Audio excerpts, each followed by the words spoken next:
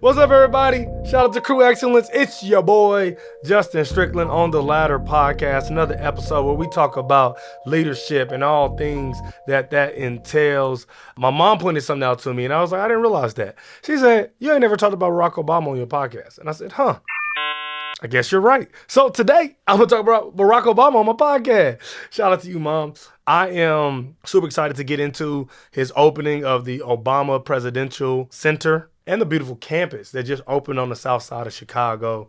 And so I want to get into that. But first, we got to do a little bit of housekeeping. Do something that's free. Like, share, subscribe. Cost you nothing, baby. Just helps the boy out, helps the algorithm tell other people they may like this video. And that helps me be the best version of myself because if YouTube will pay me, I can do this more often. So, like, share, subscribe. We're on the road to 500 subs. We are so close. If you haven't subbed, I get a thing when I look at my analytics, about 70% of the people who watch my videos have not subbed. Don't be one of them. You know what I'm saying? Don't be one of them. Come on over to Crew Excellence. Lock in with us so you don't miss an episode. So like, share, subscribe, turn them noties on so you get notified when we drop a long form or a short video. You want to know? You want to see it? Why not turn the bell on? All right. If you're new here, right, and you're like, this is the first video I've seen, what is this about? This podcast is all about leadership. Leadership development. We believe that everybody is a leader, and that includes you. And so my job on this episode and all the episodes before is just to spend some time developing you as a leader. And because I believe that if you're a better leader, the world's a better place. And so we all are here together chasing excellence because we want to be the best so that we can leave this world knowing that we have made a difference. All right, let's get to it. Barack Obama Presidential Center opened on Juneteenth. That's my birthday. Shout out to the people. I think it was super dope that the first black president opened his presidential center on the day that black people were officially freed from slavery. That was not lost on me at all, especially when a lot of the discourse around Juneteenth this year, which is interesting because it wasn't, let me say this, I didn't see it in the past couple of years, but this year specifically, I saw a lot of discourse like, we don't need Juneteenth, what is it? All this kind of stuff. And Obama was like, I got something for you. And so he opens up the black first black president, only black president for now, opens up the black president, the Obama Presidential Center on Juneteenth, which I thought was just a beautiful, like, full circle moment that all he had to do was participate in was open it on that day. And I love stuff like that you ain't got to say a whole bunch, but opening your presidential center on Juneteenth is intentional, and I see you, and that's dope. In the midst of, I thought it was interesting just in the midst of our political climate, especially with all the things going on with Iran and the deal and all of that. Shoot, I'm not going to get into that on this episode, but I thought it was interesting. Some historians got together, presidential historians. All they do is research presidents and all that kind of thing. And so they ranked all the presidents, and Obama got ranked number 7. And I thought that was really dope because one, it makes them top 10, which, you know, if you're in the top 10, you one of the best. So that's cool. But also some other people, Donald Trump, were ranked last. And so it was really cool to see Obama, who hasn't, this is the thing I think people forget. Obama has not been president for 14 years. Like, his presidency ended in 2012. And so in this administration, they like to bring his name up a lot. Like, he has a lot to do with the current state of affairs, but he hasn't been president for a long time. There are people who are alive who have never experienced a year of Barack Obama's presidency, who are in high school. Okay, so I thought it was really cool that he ranked number 7 and that he opened his presidential center on the 19th. The presidential center is on the south side of Chicago, which is really cool because, like, he was born in Hawaii. He was actually raised in Kansas for a little bit, but Chicago is really he made his mark in the political sphere, and it's where he met his wife on the south side. And so I thought it was really cool that he chose Chicago as a place for the presidential center, and that he chose the South Side specifically, which is a more predominantly black part of the city, and sometimes it's one of the parts of the city that can be frowned upon. But I think his house, I think Obama's house is over there too. When I was in Chicago, I got to go over there. I didn't get to go in, but you like go by and they go, hey, that's where Obama lives, and that's kind of cool. The center is way more than just a library. So the Obama Presidential Library is a part of the campus. But like we live in Kansas City, so we have the Truman Library that's in Independence, and I've been over there a couple times. It ain't nothing like this. It ain't nothing like what Obama built. The campus includes a basketball court. It includes an outdoor grill. It has exhibits. It has a teaching kitchen. It has a sledding hill.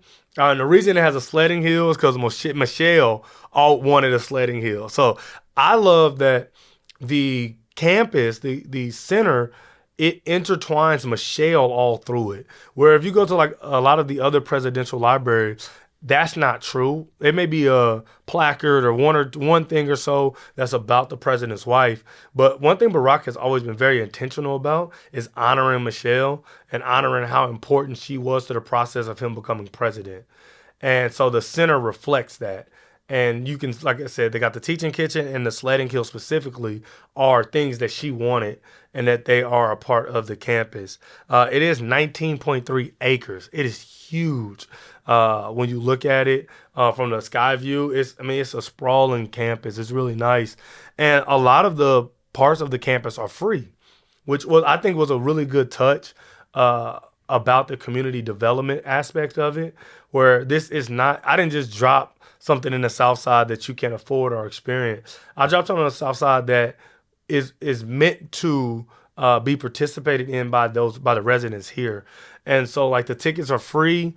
There are a lot of the spaces are just hangout spots. You can just go hang out at the Obama Presidential Center. That's dope. Like that's a really cool touch on the architectural layout of the place. The funding, I know this can get confusing. The funding was completely private. It is a nonprofit, but it's not federally funded, and so they fundraise through private entities the money for the campus, and I think that's important because when you hear sometimes you may hear the numbers and you're like, why are we spending government money on that? Because it is a presidential center, but it was privately funded. It was not federally funded. In fact, and one of the interesting parts is that Obama's like paperwork and stuff is not held at the presidential center. It actually held at the National Archives, as well as a lot of his other digital library sources. And so there's even like a twist in that, where that is usually, presidential libraries are usually where those documents are housed. And Obama's place, it is very different.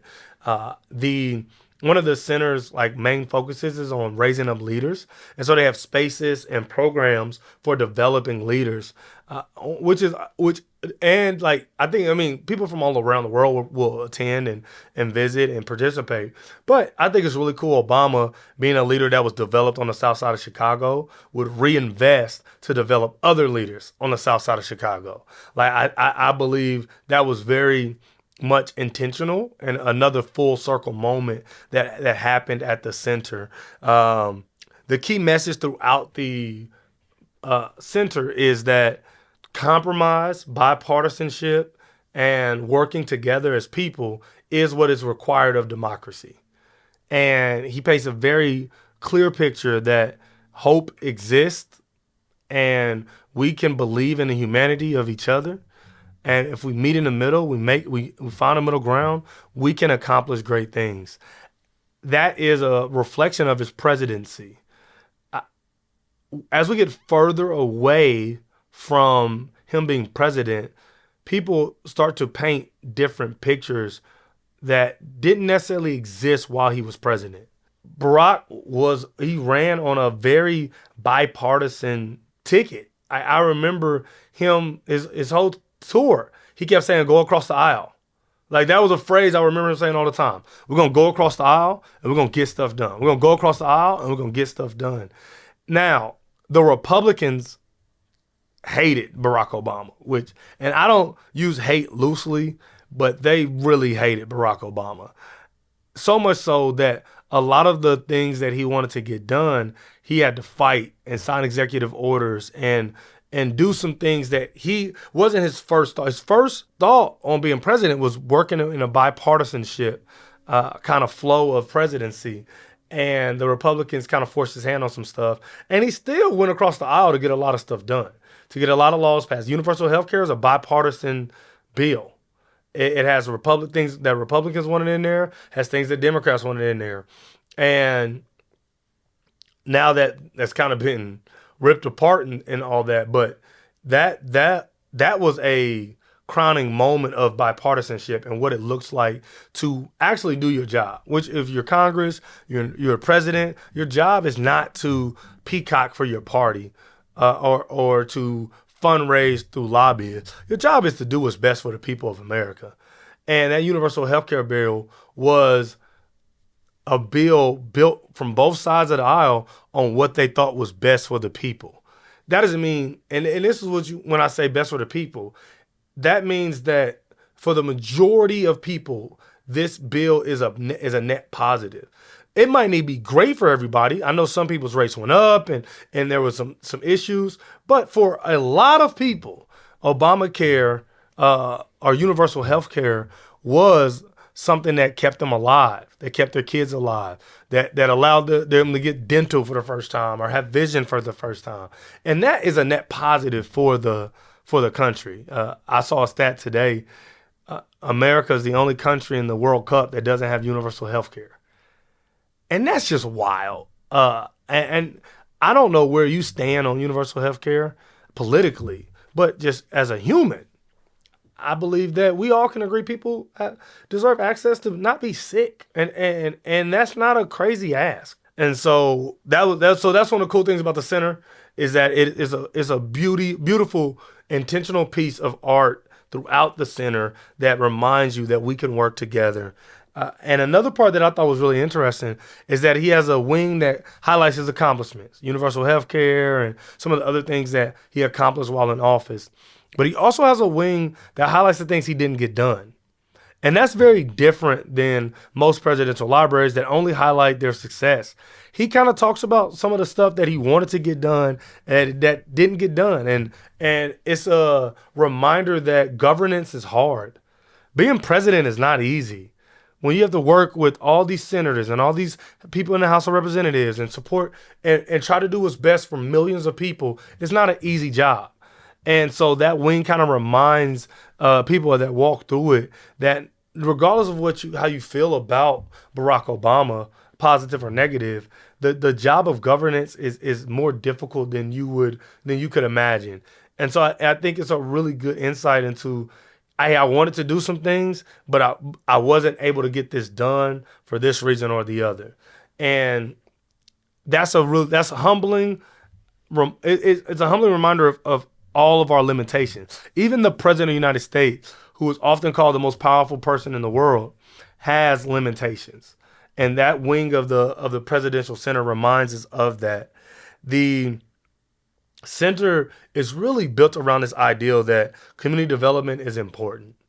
And I think that for a president that learned his politics through grassroots campaigning, which is how he learned in a political field in Chicago, it's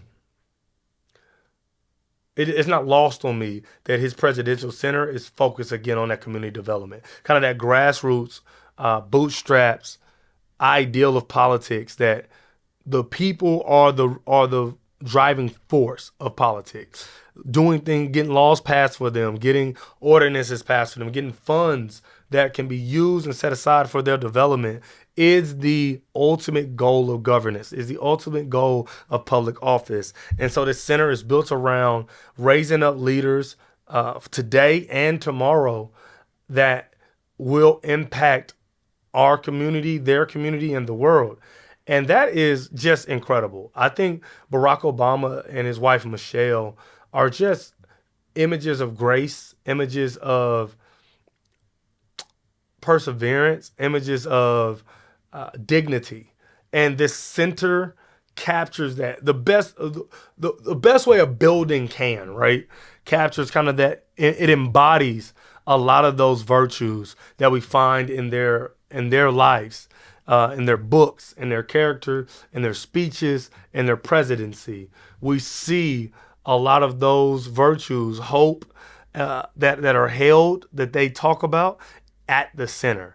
And that's really, really, really amazing. I am definitely going to go visit.